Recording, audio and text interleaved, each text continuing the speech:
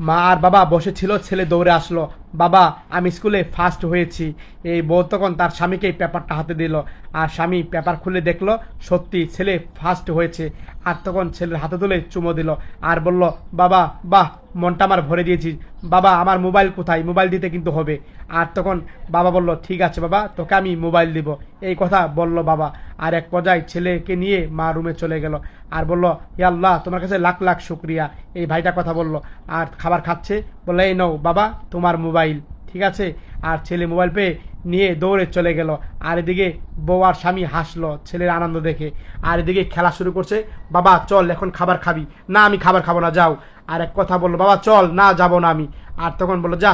আর তখন চলে গেল এই বউটি। আর তখন ছেলে খেলতেই আছে, কোনো খাবার খাচ্ছে না।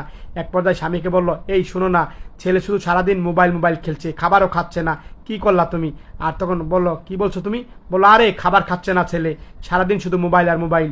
আর বললো, আরে ছেলে মানুষ তো, বাদ দাও, ক্ষুধা লাগলে একাই খাবে, যাও যাও কাজ করো গা। এই কথা বলে চলে গেল।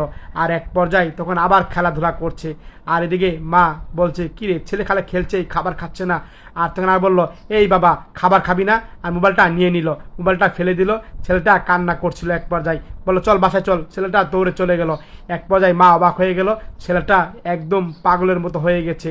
মা খাবার নিয়ে বসেই আছে, ছেলে জুতা নিয়ে খেলছে গেমস। বাবা বলল, এই বাবা কি হয়েছে? আর বলল, দেখো না তোমার ছেলে খাবার খাচ্ছে না। বাবা বুকে জড়িয়ে নিল আর মনে মনে ভাবলো, কি করলাম আমি মোবাইল দিয়ে ছেলের জীবনটা।